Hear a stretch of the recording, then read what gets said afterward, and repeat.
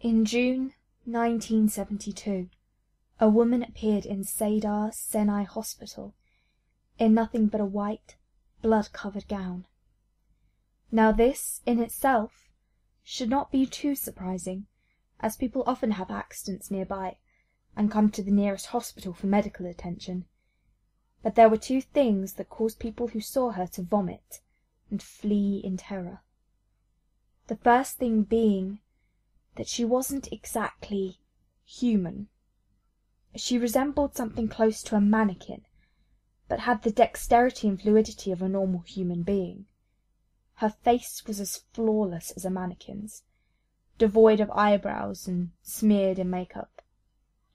There was a kitten clamped in her jaws so unnaturally tight that no teeth could be seen, and the blood was still squirting out over her gown and onto the floor.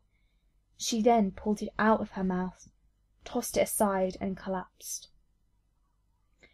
From the moment she stepped through that entrance to when she was taken to a hospital room and cleaned up before being prepared for sedation, she was completely calm, expressionless, and motionless. The doctors thought it best to restrain her until the authorities could arrive, and she did not protest. They were unable to get any kind of response from her, and most staff members felt too uncomfortable to look directly at her for more than a few seconds. But the second the staff tried to sedate her, she fought back with extreme force. 2 members of staff had to hold her down as her body rose up on the bed with that same blank expression. She turned her emotionless eyes towards the male doctor and did something unusual. She smiled. As she did, the female doctor screamed and let go out of shock.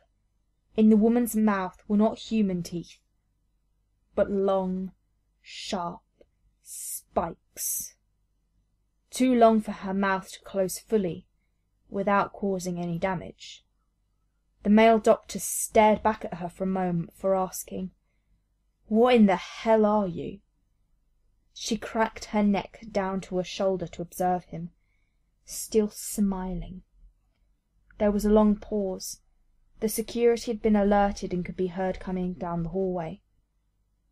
As he heard them approach, she darted forward, sinking her teeth into the front of his throat, ripping out his jugular and letting him fall to the floor, gasping for air as he choked on his own blood.